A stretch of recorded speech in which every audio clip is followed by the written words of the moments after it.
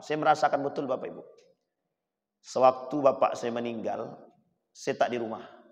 Saya di Madinah. 2 hari kemudian baru saya balik. Dan tidak ketemu. Apa kata orang bapak saya? Waktu kami tinggal di Jogja itu. Baliklah. Tinggal pindah.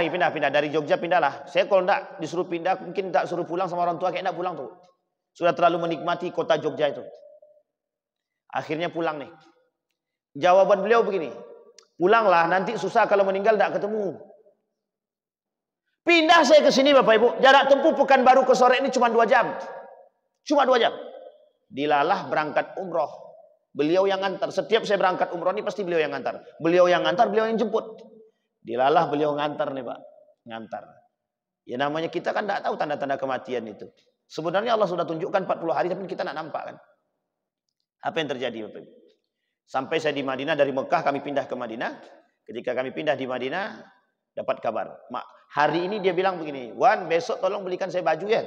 Baju jubah. Siap, insyaAllah kita belikan. Nanti saya belikan Pak, aman tuh. Sehat-sehatlah, sehat. InsyaAllah. Ya. Malamnya dia tidak nelpon. Ditelepon tidak diangkat. Besok subuhnya, saya ngantar jamaah ke bandara untuk berangkat ke Turki. Balik dari situ, jam 4 Saudi Arabia. Jam 4 Saudi Arabia. Berarti 4, jam 8 sini. Dapat kabar dari adik saya. Bang, bapak dah meninggal katanya. Wah Allah, sedihnya bukan main. Oh itu rasanya ya Allah. Itulah lain rasanya Bapak Ibu. Akhirnya setahun yang lalu, tepatnya pada tanggal 4 Januari. Langsung saya pergi ke masjid. Kebetulan hotelnya itu pas di depan Masjid Nabawi. Berangkat, masuk saya ke Masjid Nabawi. Di situ bingung, tidak tahu ngapa-ngapain tuh Pak. Tidak tahu. Seakan-akan sampai hari ini terasa betul. Seolah-olah kehilangan satu pegangan itu dah hilang gitu. Jadi hilang satu pegangan itu seperti kehilangan betul itu. Tidak tahu entah apa yang hilang, pokoknya ada yang hilang. Sampai hari ini tidak pernah. Sampai hari ini serasa itu tidak bisa dihilangkan. Karena kita selalu merasa kehilangan ini. Saya bilang, waduh ya Allah. Ini lain rasanya. Maka sekarang tinggal seorang ibu nih. Kata adik saya, kita tidak boleh sia-siakan ini. Ini tinggal 1. Yang 2 nih Bapak Ibu. Ketika hilang 1 nih minta ampun rasanya. Itu mobil yang jalannya tadinya enak begitu ya. Maksudnya ini kiasan ilustrasinya. Itu ketika serasa hilang 1 ban Pak. Sehingga rasa ban yang di sini hilang tuh jadi jalan tuh udah mereng. Udah mereng betul. Setahun sudah Pak, sampai sekarang masih terasa itu. Tidak pernah Pak, setelah dia meninggal tuh saya tidak pernah bermimpi ketemu dengan dia.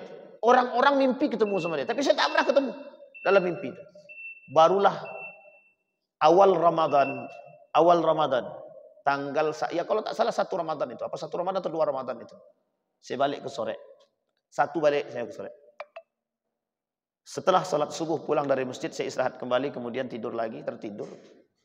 Karena ini memang pulang. Mimpilah Pak, di situ ketemu dengan Bapak. Ya Allah bahagianya itu. Wah pokoknya nggak bisa dibilang lah Bapak Ibu. Begitulah rasanya. Jadi kehilangan itu membuat kita sadar. Kehilangan itu membuat kita sadar. Betapa pentingnya mereka dalam kehidupan itu.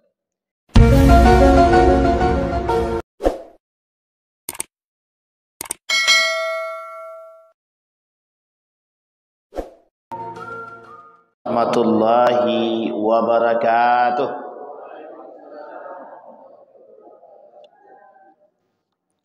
Alhamdulillahi rabbil alamin.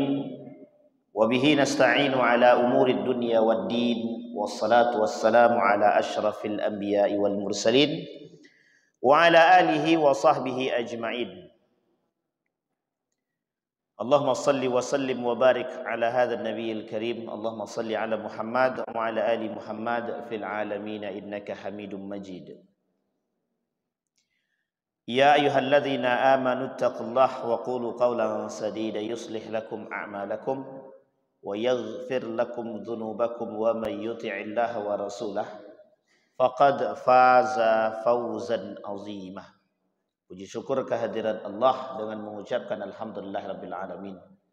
Berselawat kepada Nabi dengan mengucapkan Allahumma salli ala Muhammad wa ala ali Muhammad fil alamin innaka Hamidum Majid. Mudah-mudahan Kita semua yang hadir, Allah berikan keberkahan, kesehatan, kekuatan, insya Allah husnul khatimah, istiqamah sampai akhir. Mudah-mudahan Allah masukkan kita ke dalam surganya dengan rahmatnya Allah. Untuk orang tua kita yang telah mendahului kita, Allah sehatkan, Allah kuatkan. Untuk orang tua kita yang telah mendahului kita, Allah tempatkan di tempat terbaik di sisinya. Allah terima amal ibadahnya, Allah kumpulkan bersama orang-orang yang saleh dan ma'as siddiqina wasyuhada'i wassalihin. Orang tua kita yang masih hidup, Allah sehatkan, Allah kuatkan, Allah berkahi hidupnya, Allah luaskan rezekinya, Allah anugerahkan anak-anak yang saleh dan salihah. Amin ya rabbal alamin. Baik Bapak Ibu sekalian yang berbahagia, kita lanjutkan kajian kita dari kitab Al-Kabair Syamsuddin Az-Zahabi sampai kita terakhir kemarin kepada orang-orang yang meninggalkan haji dengan sengaja. Sekarang kita masuk dosa yang ke-8, al-kabiratu tsaminat, al-kabiratu ats-tsaminatu. Dosa besar yang ke-8. Apa dosa besar yang ke-8? Uququl walidain. Berbuat durhaka kepada kedua orang tua. Pas betul doanya tadi. Kata seorang penyair dalam syairnya itu, alaika bibirril walidaini kilaihima wa birri dzawil qurba wal abaid. Wajib bagi kalian berbuat baik kepada kedua orang tua dan begitu juga dzawil qurba wal abaid, keluarga, sanak famili, karib kerabat, namanya menjaga hubungan. Maka wajib bagi kita menjaga hubungan dengan orang tua, wajib bagi kita menjaga hubungan dengan tetangga dan segalanya. Wa qada rabbuka alla ta'budu illa iyyahu wa bil walidaini ihsana. Kalimat selanjutnya itu ada imma yablughanna 'indakal kibra ahaduhuma aw qilahuma fala taqul lahumā uff wa la tanharhuma wa qul lahumā qawlan karīmā. Singkat cerita kita potong. Wa qada rabbuka alla ta'budu illa iyyahu wa bil walidaini ihsana. Wa in jahadaka 'ala an tusyrika bima laysa laka bihi 'ilmun fala tuti'huma wa shahibhuma fid dunya ma'rufa. Bapak Ibu sekalian yang berbahagia, pertanyaan pertama, mengapa kita harus berbuat baik kepada orang tua? Nah, ini kan pertanyaan nih. Ibu-ibu, mengapa kita harus berbuat baik kepada orang tua? Ridhonya Allah di ridhonya orang tua. Ridallahu fi ridal walidain. Sekarang kita nalar dengan akal sehat. Mengapa kita harus patuh, tunduk dan hormat kepada orang tua? Toh hidup ini kan masing-masing. Alasannya Bapak Ibu sekalian yang berbahagia, perjuangan. Allah memberikan kelebihan kepada orang tua itu, mempertaruhkan mempertaruhkan nyawanya demi anaknya. Mempertaruhkan nyawanya demi anaknya. Ada istilah di kalangan orang-orang hari ini, satu ibu, satu bapak bisa menjaga dan mendidik 10 anak. 10 anak belum tentu bisa mendidik satu ibu. Bukan mendidik, mengawas, menjaga. Kalau ibunya dididik, terbalik itu. Kenapa bisa istilah ini muncul? Kenapa bisa istilah seperti ini muncul? Satu ibu bisa mendidik banyak anak, tapi banyak anak tidak bisa menjaga, mengawas satu ibu. Kenapa ini bisa muncul pernyataan itu? Jawabannya sederhana. Karena banyaknya anak yang menelantarkan orang tua. Saya cerita di sini kalau tak salah. Di Singapura itu ada aturan di apartemen itu tidak boleh dikunci. Kejadian kemarin itu 4 hari jasadnya membusuk. Jasad orang tua itu sudah 4 hari. Tidak ada yang tahu. Maka dibuat kebijakan harus tidak boleh ditutup rapat dan tidak boleh dikunci. Kemarin ada cerita di Australia. Seorang anak tinggal di sana, tiba-tiba ibunya datang dari daerah. Datang ke kota. Sampai di kota, karena ibu ini datang tak ngasih tahu sama anaknya, kaget anaknya. Loh ibu, kok ibu datang kok nggak ngasih tahu? Kasih tahu dulu. Rumahku kan sempit. Aku harus pesankan hotel kalau tidak apartemen. Jadi di sana itu Bapak Ibu, orang tua datang tidak di dalam rumah kita. Dan mereka tidak tahu dalam rumah kita itu privasi. Kata mereka privasi. Maka orang tua ditaruh di apartemen. Ditaruh di hotel kalau datang. Wah, ini kan sikap, karakter. Jadi Bapak Ibu, di barat itu hari ini, karakter-karakter apatis terhadap orang tua ini itu sudah terbangun.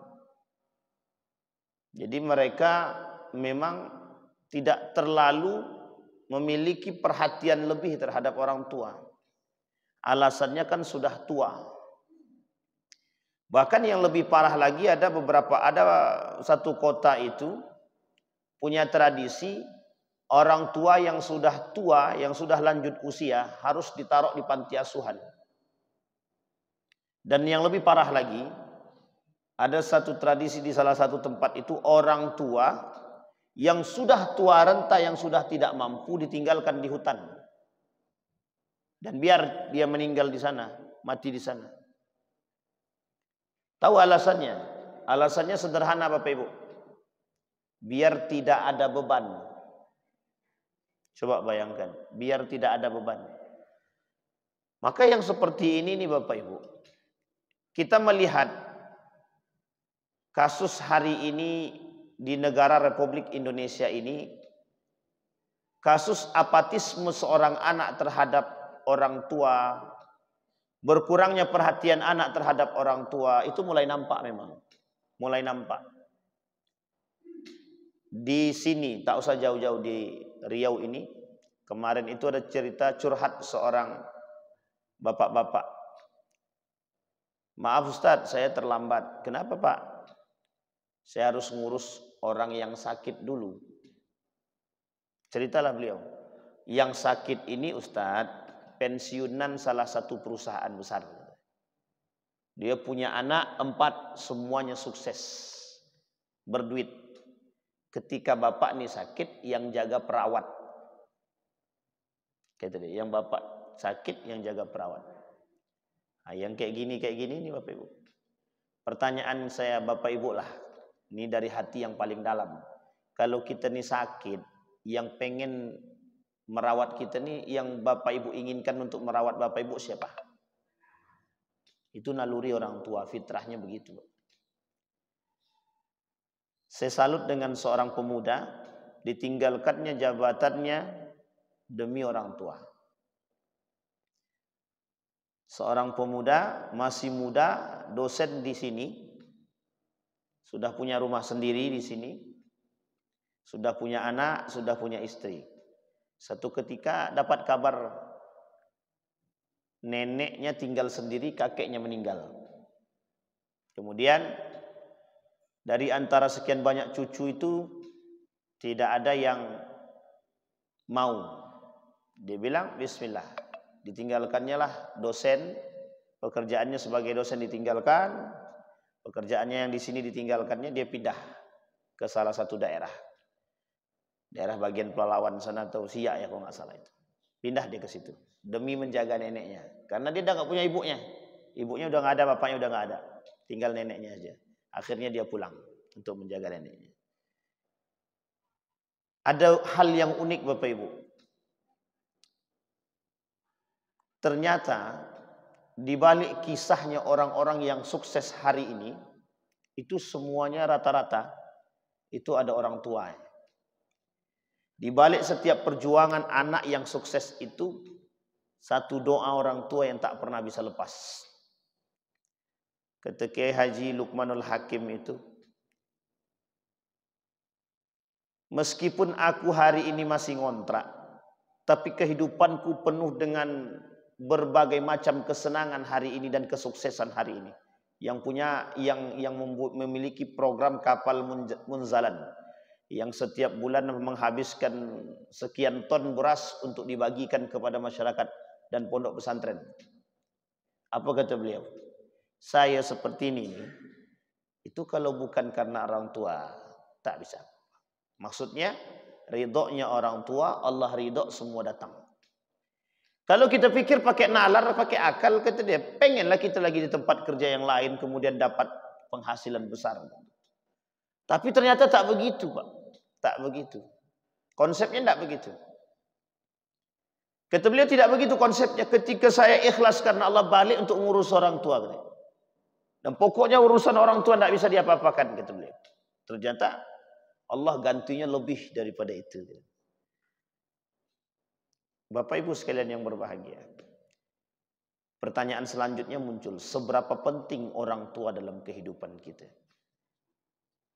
Apakah menjadi beban atau menjadi benalu? Karena mohon maaf, banyak anak yang mengeluh dengan keberadaan orang tuanya. Rumah tanggaku, mak, bapak, ini pas-pasan. Kalau bapak sama mak di sini, makin berkurang. Kalau ada anak yang bilang begitu, sampai kapanpun di rumah tangganya bakal begitu itu. Ini saya kasih tahu Bapak Ibu. Kalau ada anak yang begitu ngomongnya, itu sampai kapanpun tidak akan kaya-kaya itu. Tidak akan kaya, tidak kaya hati, tidak kaya harta itu. Kalaupun dia kaya harta, tidak akan kaya hati itu. Karena kata Nabi, kata Allah di dalam kata Nabi, yang disebut dengan kaya itu bukan kaya harta, ghinan nafas, kaya hati. Betapa bahagianya seorang anak yang tak mampu. Apa kata dia? Kalau mak mau tinggal di rumahku nih, kata dia, pokoknya apapun mak mau saya kasih. Tapi kau hidupnya tak berkecukupan makan untuk anak istrimu. Tak usah mak pikir. Setelah maknya ini ikut, berubah drastis kehidupannya. Apa kata beliau? Itu Islam, Ustaz. Muslim percaya dia sama agama. Oke. Steve Jobs, pendiri Apple. HP yang ada gambarnya apel kerowak, yang kalau kita beli yang utuh saja segitu harganya. Ini kita beli apel yang kerowak aja mahalnya minta ampun. Tahu Bapak Ibu apel kerowak ya? Steve Jobs namanya. Di balik HP usang tuh. Di balik kesuksesan seorang Steve Jobs itu, di belakangnya ibunya. Betapa kuatnya dia memuliakan ibunya. Jangan coba macam-macam. Nah, begitulah bahasanya. Khairul Tanjung, orang nomor 5 terkaya di Indonesia, yang punya Bank Mega, apalagi Trans TV, Transmart, dan semua Trans lah. Yang Transmedia yang tidak ada. Trans apa nih? Enggak nih, Trans Pekanbaru tidak. Kemudian apa kata dia dalam bukunya itu? Memuliakan ibu sumber penghasilan. Nah, coba bayangkan tuh. Memuliakan ibu sumber. Masalahnya orang sekarang ini tak yakin. Bukan memuliakan ibu, mencaci maki orang tuanya. Anak muda zaman sekarang nih tak dapat HP, maknya pun dipukul. Tak dapat HP baru cuman. Ada berita beberapa 1 tahun yang lalu itu, seorang anak memukul ibunya sampai meninggal hanya gara-gara tidak dibelikan internet, pulsa internet. Wah, ini masalah. Tapi itu terlalu jauh Pak Ustadz membunuh. Ada enggak perbuatan yang kecil tapi menyakitkan orang tua? Ada. Perkataan yang tak baik. Yang kedua Pak Ustadz, membangkang kepada orang tua.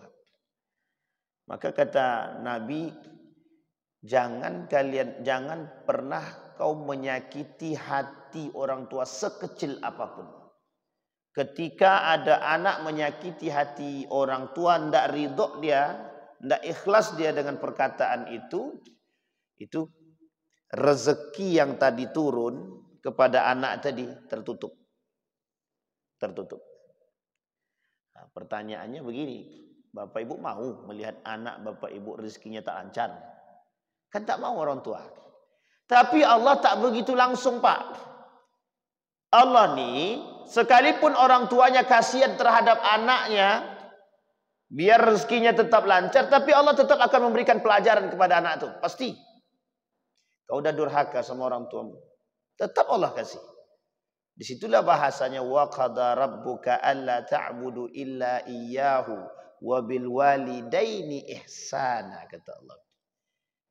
Hei anak-anak, berbuat baiklah sama orang tua selagi masih hidup. Kalau dah mati, sulit bagi kita kembali untuk mengulang, karena bukan bisa lagi mengulang. Maka manfaatkan itu.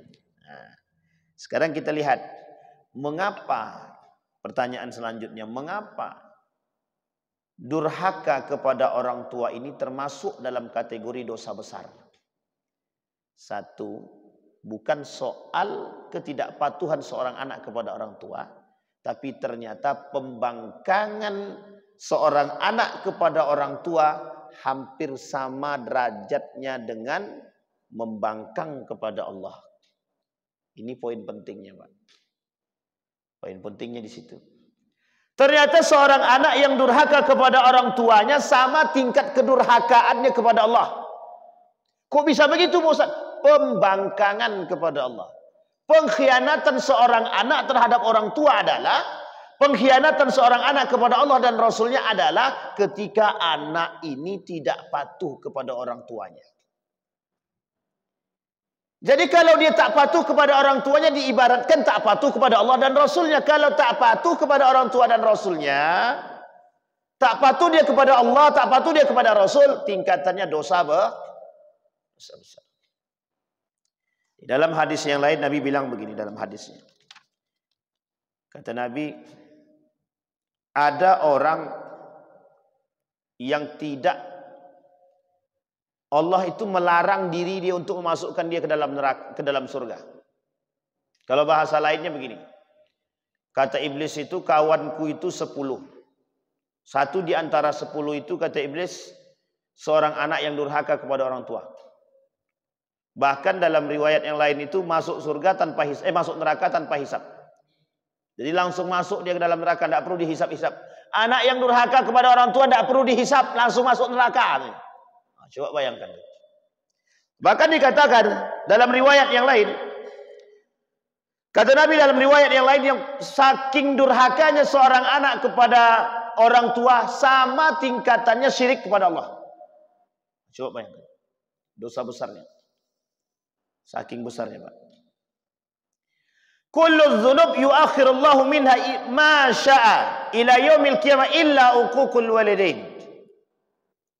Semua dosa itu, kata Allah, diakhirkan di hari kiamat kecuali dosa kepada kedua orang tua. Makanya Bapak Ibu, balasan anak yang durhaka kepada orang tua itu dibalas di dunia langsung. Apa balasannya? Kalau dia menyakiti hati orang tuanya, rumah tangganya berantakan. Hancur. Hancur, Pak. Maka kata para ulama, jika Anda ingin mendapatkan keberkahan dalam rumah tangga, tidak usah jauh-jauh. Ambil tangan mak bapakmu, cium. Minta ridhonya, selesai. Pintu langit yang tertutup rapat untuk tidak menurunkan hakmu terbuka lebar. Coba bayangkan. Sebagian ulama mengatakan, doanya orang tua itu pembuka pintu langit. Orang yang memuliakan orang tuanya, air mengalir rezekinya, Pak. Keberkahannya, Pak. Air mengalir. Itulah keberkahannya. Begitulah Allah memuliakan derajat orang tua tadi. Apa, mengapa kok sebegitu mulianya Pak Ustaz? Ada alasannya? Ada. Pertaruhannya nyawa Pak. Orang tua memberikan pendidikan kepada anak, pertaruhannya satu saja. Kalau orang tua ini tak bisa memberikan pendidikan yang baik kepada anaknya, baik pendidikan agamanya dan lain sebagainya, orang tua ini di hadapan Allah Pak, pertanggungjawabannya sebagai seorang pengkhianat. Hei orang tua, aku kasih kalian anak, kata Allah. Tapi kok kalian tidak didik dengan baik, tak kalian arahkan untuk mencintaiku, kata Allah. Kalian pengkhianat. Jadi taruhannya besar Pak. Anak tak sembahyang mak bapaknya Pak. Selangkah seorang anak keluar dari rumah tanpa hijab, kalau perempuan dia terbuka auratnya, selangkah kedua orang tuanya masuk neraka. Coba bayang pertaruhannya apa? Anak tak sholat di rumah, orang tua tidak mengindahkan, orang tua tidak memberikan peringatan. Itu neraka tuh buat mereka berdua itu Pak. Anak yang tak sholat. Tapi kata anaknya, mak bapakku tak ada ngasih aku peringatan dan pelajaran. Nikmatilah nerakanya itu. Begitu bahasanya lagi. Sekarang, bagaimana seharusnya sikap orang tua terhadap anak? Kembali saya ulang. Pendidikan agama, tauhid, mengenal Allah dan Rasulnya yang diberikan oleh orang tua kepada anaknya, itu hukumnya wajib.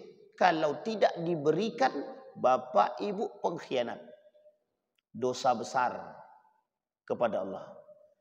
Maka bapak ibu, dengan pertaruhan ini, begitu Allah tinggikan derajatnya Pak. Memang tidak sama dengan Allah, tidak sama dengan Rasulullah, tapi tingkat dosanya, begitulah inginnya Allah. Hei manusia, muliakan orang tuamu. Apa yang kau minta aku bukakan buat kalian semua. Itu bahasa sederhananya begitu. Sekarang pertanyaannya, mengapa sekarang muncul anak-anak apatis terhadap orang tua? Mengapa muncul anak-anak sekarang itu kok tidak mau punya perhatian besar terhadap orang tua? Saya ambil contoh.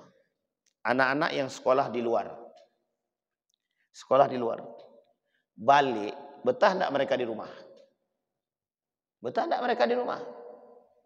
Anak-anak ini sekolah di luar. Kita ambillah Jogja.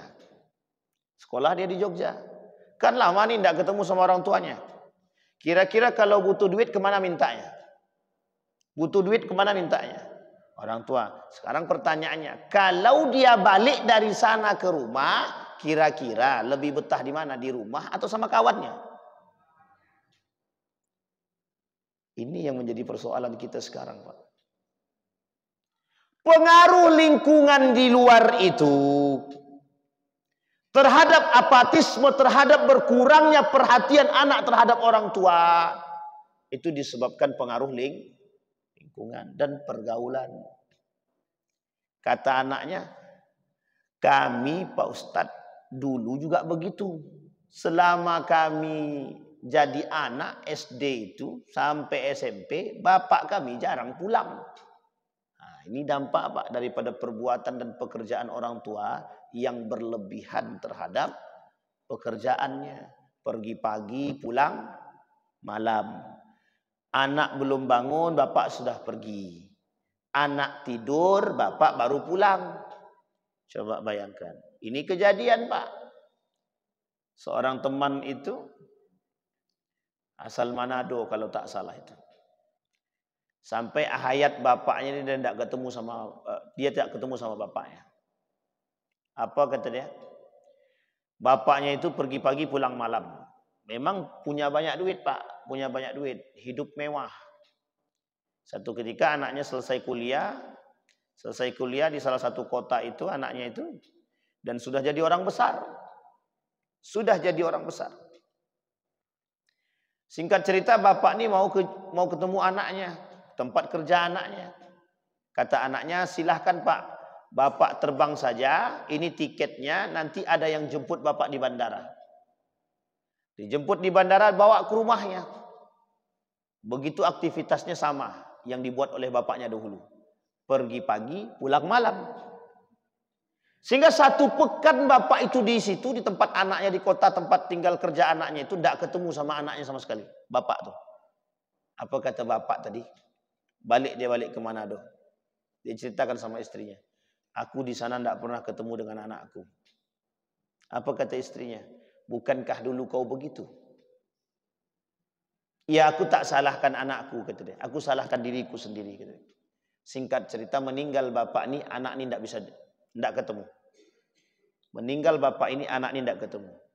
Apa yang dilakukan anak ini? Menyesal semenyesal-nyesalnya, ditinggalkannya pekerjaannya di kota tersebut, dia pulang ke kampung, dia jaga ibunya. Coba bayangkan. Jadi jangan kira kemewahan itu bisa memberikan keberkahan. Tidak. Kata kawan saya, lebih baik aku miskin tapi aku tinggal di samping ibuku. Aku rela cium air kaki ibuku, bahkan cium kaki ibuku, hanya demi mendapatkan keridhaannya dan keikhlasannya. Ini berat, Pak. Sebagian orang, ini perbuatan yang sangat berat sekali. Kenapa? Oh, kami sudah punya pekerjaan yang mewah, kok kami tinggalkan orang tua sementara kami harus ke kampung? Tidak mau ya. Nah, kembali kepada poin lagi. Disinilah Bapak Ibu sekalian yang berbahagia. Kenapa Allah meninggikan derajat orang-orang yang memuliakan orang tua. Sekarang bagaimana Pak Ustaz harusnya yang kami lakukan terhadap kedua orang tua kami? 1. Yang harus dilakukan seorang anak kepada kedua orang tuanya, carilah apapun yang bisa kita berikan kepada mereka untuk mendapatkan secerca harapan dan kebahagiaan. Maksudnya bagaimana Pak Ustaz? Bapak Ibu, lakukan sesuatu yang membuat hati dia bahagia, meskipun cuma sedikit. Sampai sini paham ya Bapak Ibu ya? Yang masih hidup orang tuanya, lakukan apapun. Saya merasakan betul Bapak Ibu. Sewaktu bapak saya meninggal, saya tak di rumah. Saya di Madinah. 2 hari kemudian baru saya balik. Dan tidak ketemu. Apa kata orang bapak saya? Waktu kami tinggal di Jogja itu. Baliklah. Tinggal pindah. Dari Jogja pindahlah. Saya kalau tidak disuruh pindah, mungkin tak suruh pulang sama orang tua. Kayak tidak pulang tuh. Sudah terlalu menikmati kota Jogja itu. Akhirnya pulang nih. Jawaban beliau begini. Pulanglah, nanti susah kalau meninggal tidak ketemu. Pindah saya ke sini Bapak Ibu. Jarak tempuh Pekanbaru ke Sore ini cuma 2 jam. Cuma 2 jam. Dilalah berangkat umroh. Beliau yang ngantar. Setiap saya berangkat umroh ini pasti beliau yang ngantar. Beliau yang ngantar, beliau yang jemput. Dilalah beliau ngantar nih Pak. Ngantar. Ya namanya kita kan tidak tahu tanda-tanda kematian itu. Sebenarnya Allah sudah tunjukkan 40 hari tapi kita tidak nampak kan.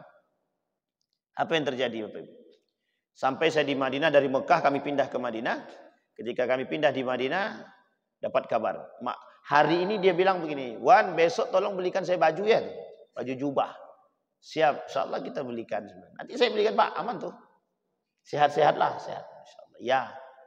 Malamnya dia tidak nelpon. Ditelepon tidak diangkat.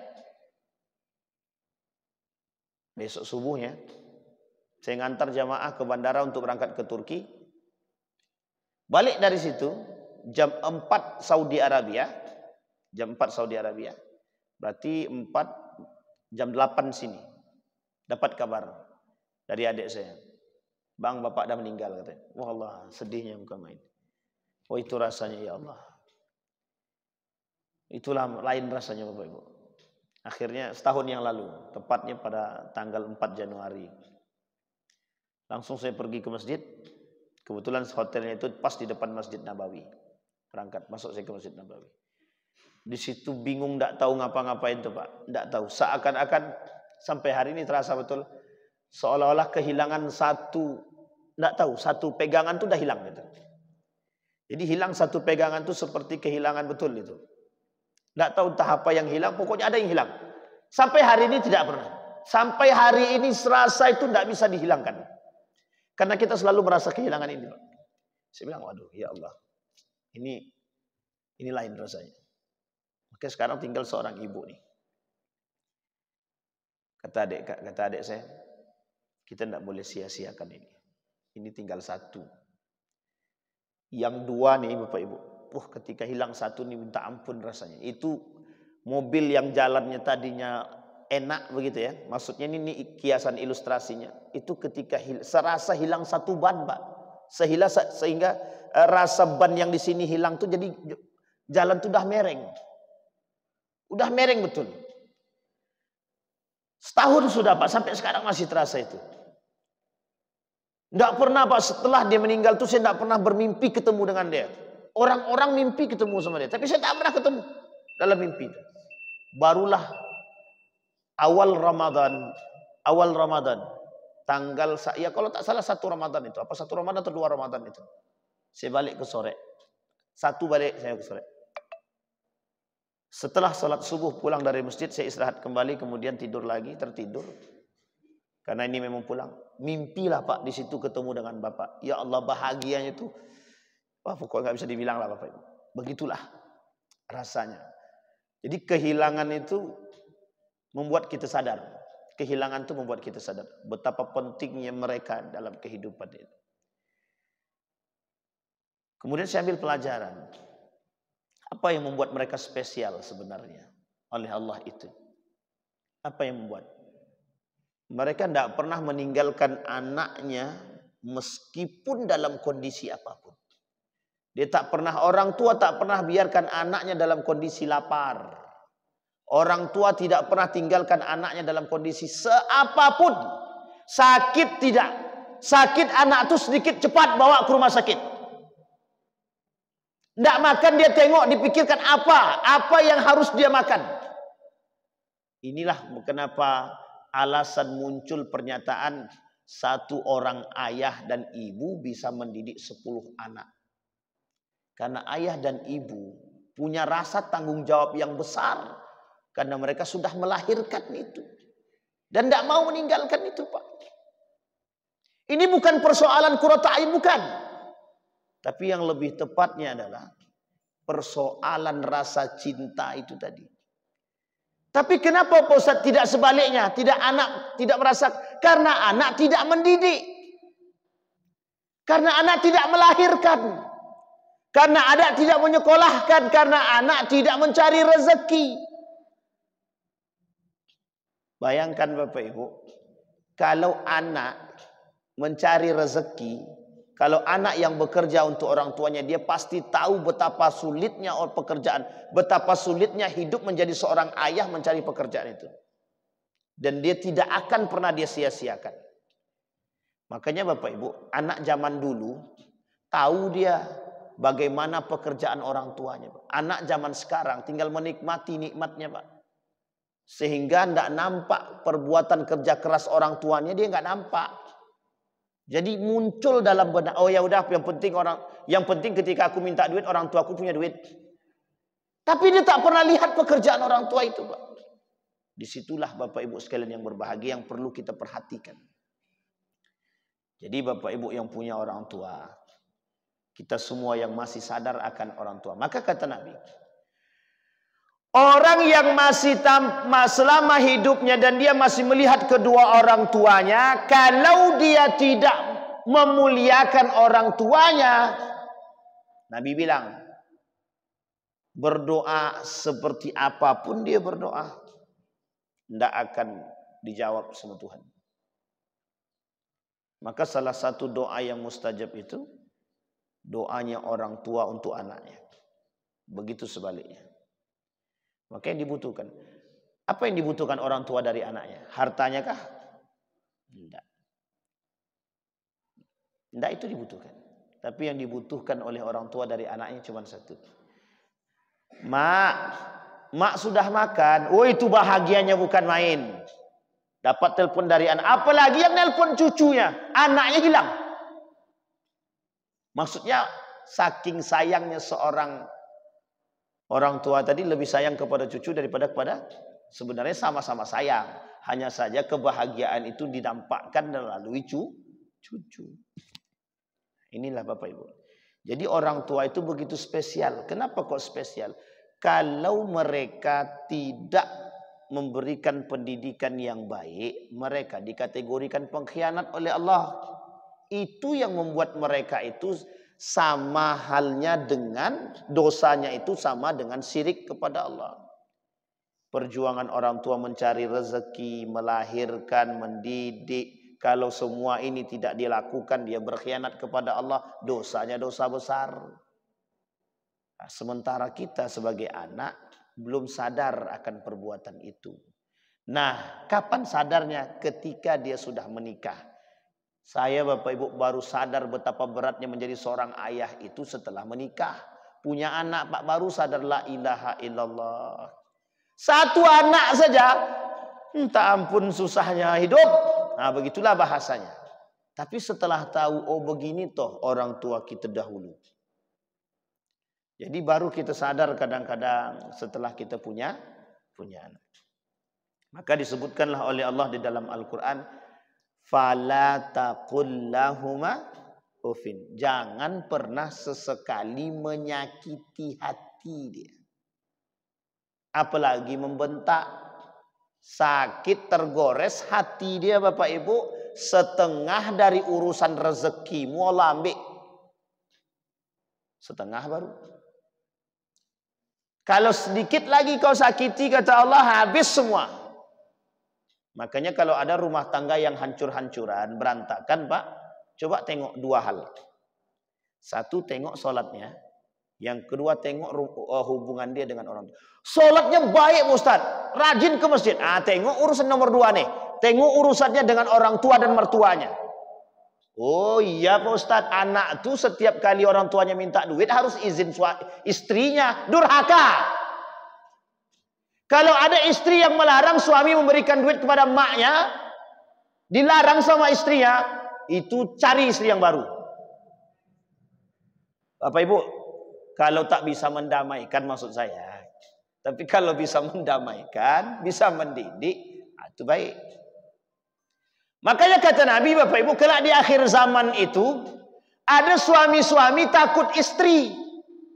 Itu bukan film, memang begitu dalam hadisnya Pak. Kata Nabi, kelak seorang laki-laki akan takut kepada perempuannya, sampai gara-gara rasa takut kepada perempuannya dia durhaka kepada kedua orang tuanya. Apa contohnya? Itu tadi. Ada contohnya pada masa dahulu? Ada. Seorang pemuda terkenal alim soleh. Alim nih Pak, soleh dia. Maknya telepon. Maknya bukan telepon, ketika itu tidak ada telepon kan. Tolong sampaikan kepada si fulan, aku butuh duit. Apa kata anaknya? Ya bentar, aku tanyakan sama bini aku dulu. 1 kali, 2 kali, 3 kali. Emaknya cuma mau beli beras saja. Kalau ada anak kemudian tidak tahu kalau beras maknya tak ada lagi, sampai maknya harus meminta ke yang lain, sementara dia punya anak, itu bisa dipastikan anak itu penghuni neraka itu. Dipastikan, tidak usah pakai basa-basi, dipastikan masuk neraka. Sampai Bapak Ibu, persoalan yang boleh kita tentang dari orang tua cuma satu, persoalan tauhid, sisanya tak boleh. Kalau orang tua kita, keluarlah kau dari agama Islam, tak patuh, tak masalah tu lah. Tidak dong mak, minta maaf mak, kalau itu urusan ini urusan tauhid nih mak. Saya Tuhan saya Allah, itu cuma Pak yang boleh Pak. Yang lain itu tidak boleh Pak. Ada pertanyaan muncul. Ustaz, makku nih disuruhnya aku menceraikan istri aku. Gimana menurut Ustaz gitu? Tapi yang nyuruh makku nih. Jawabannya 2. Kalau kita bisa mendamaikan keduanya, maka ini yang terbaik. Tapi kalau tidak bisa mendamaikan di antara keduanya, maka pilihlah orang tua. Kata Ibnu Qayyim Al-Jauziyah, itu pilihan terakhir yang paling berat. Kalau kita bisa mendamaikan keduanya, sekarang saya tanya, lebih banyak milih yang kedua atau milih istrinya? Itu masalahnya. Itu yang jawab tuh mesti curahan hati kan itu. Sampai di sini bisa dipahami Bapak Ibu. Nah, iya. Begitulah Bapak Ibu. Dan itu pertanyaan itu bukan sekarang Bapak Ibu, dah dari dulu. Mana yang harus kami prioritaskan Pak Ustaz? Rumah tangga kami atau orang tua kami? Mana yang harus prioritas Bapak Ibu? Kalau bisa prioritas kedua-duanya itu lebih baik. Itu tidak prioritas Pak Ustaz, itu sama aja semuanya. Iya memang begitu harusnya. Tapi kita nih anak laki-laki, tanggung jawabnya tidak hanya rumah tangga. Anak laki-laki punya tanggung jawab kepada orang tuanya dan istrinya dan anaknya. Baru mertuanya. Tapi istri punya tanggung jawab kepada suaminya. Barulah kemudian kepada orang tua. Nah, tapi saya ingin garis bawahi dulu. Tidak ada perbedaan orang tua kandung dengan orang tua atau mertua. Sama-sama keduanya harus dilakukan dengan cara yang berbuat baik. Harus ihsan kepada kedua-duanya. Jangan pilih-pilih juga. Karena ini anak laki-laki, kita sudah mengambil anak perempuannya, kemudian kita tidak ajarkan dia untuk tunduk dan patuh kepada kedua orang tuanya, ini masalah. Meskipun dalam riwayat yang lain dalam sejarah, ada seorang pemuda, ketika istrinya ini, orang tua istrinya meninggal, sampai dikatakan dalam riwayat itu, kalau suaminya tidak mengikhlaskan, tidak mengizinkan dia pulang, sekalipun orang tuanya meninggal, maka jangan keluar daripada rumah. Ini Bapak Ibu sebenarnya bisa jadi suaminya tidak tahu kalau maknya meninggal. Atau bisa jadi suaminya tidak di rumah. Tapi kalau ada suami yang soleh, suami soleh, dilarangnya istrinya untuk patuh kepada orang tuanya, berarti itu bukan soleh, salah. Nah, ini harus dipahami Bapak Ibu. Jangan, aku ini kan kepala rumah tangga, kau harus patuh kepadaku. Kalau aku bilang tidak. Nah, ini namanya egois juga. Nah, jadi Bapak Ibu, membangun komunikasi dalam rumah tangga itu penting. Nah, sampai di sini bisa dipahami Bapak Ibu? Bisa ya Bapak Ibu ya? Maka pesan terakhir dari saya sebelum saya tutup Bapak Ibu, yang masih tahu dan masih sadar dan masih melihat kedua orang tuanya masih hidup, kata Nabi dalam hadisnya, yang masih nampak orang tuanya masih hidup, maka berbuat baiklah selagi dia masih hidup.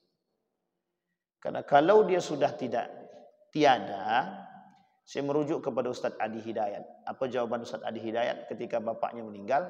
Ya Allah, semasa aku hidup dan dia hidup, aku belum sempat berbakti kepada dia. Sekarang, bagaimana caranya ya Allah, aku berbakti kepada dia, sementara dia sudah meninggal. Itulah alasan kenapa Ustadz Adi Hidayat menjadi penghafal Quran. Tujuannya untuk salah satunya adalah berbakti kepada orang tuanya melalui Al-Qur'annya. Maksudnya apa? Dia pengen jadi anak yang anak nih penghafal Quran, dari doa dia, dari lisan dia itu kuburan orang tuanya, keberkahan orang tua itu terus mengalir.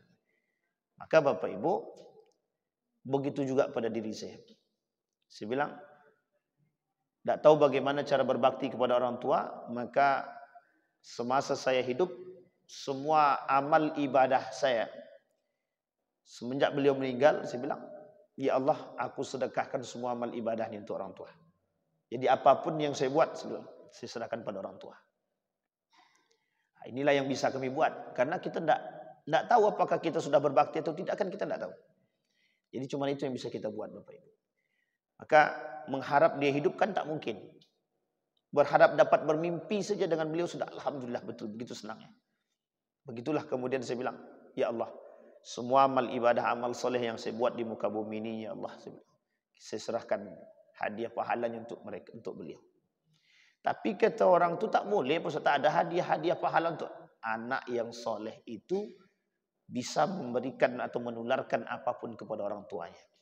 Makanya kata Nabi dalam hadisnya itu, awwaladun saleh yad'ulah. Anak yang soleh itu menjadi warisan terbaik orang tua. Warisan terbaik orang tua itu bukan anak yang kaya, anak yang soleh, yang selalu mendoakannya. Mudah-mudahan ada manfaat bagi kita di subuh hari ini. Mudah-mudahan menjadi motivasi kita untuk bisa mendidik anak agar kita punya anak yang soleh, setidaknya tidak apatis terhadap kita, tidak berkurang perhatiannya kepada kita, dan tidak membedakan antara kita dengan istrinya dan lain sebagainya. Mudah-mudahan bisa menjadi pelajaran bagi kita semua. Mudah-mudahan bisa menjadi penyemangat bagi kita, menjadi motivasi bagi kita untuk mendapatkan keberkahan baik dalam rumah tangga, begitu juga dalam kehidupan kita. Kita berdoa kepada Allah. A'udzubillahi minasyaitonirrajim. Bismillahirrahmanirrahim. Alhamdulillahirabbil alamin. Hamdas syakirin, hamdan naimin, hamdan yuwafi ni'amahu wa yukafi'u mazidah. Ya Rabbana lakal hamdu kama yanbaghi li jalali wajhikal karim wa azim sultanik. Allahumma faqihna fid din wa alimna ta'wil. Allahumma ighfir lana dhunubana wa dhunuba walidina warhamhuma kama rabbayana shighara. Allahumma ighfir lana dhunubana wa kaffir 'anna sayyi'atina wa tawaffana ma'al abrar. Ya Aziz ya Ghaffar ya Rabbal alamin. Allahumma ighfir lahum warhamhum wa'afihim wa'fu 'anhum wa akrim nuzulahum wa wasi' madkhalahum waj'alil jannata mathwahum. Rabbana zalamna anfusana wa illam taghfir lana wa tarhamna lanakunanna minal khasirin. Allahumma arhamna bil Qur'an. Allahumma arhamna bil Qur'an. Allahumma arhamna bil Qur'an. Rabbana atina fid dunya hasanah wa fil akhirati hasanah wa qina azabannar. Walhamdulillahirabbil alamin. Assalamualaikum warahmatullahi wabarakatuh.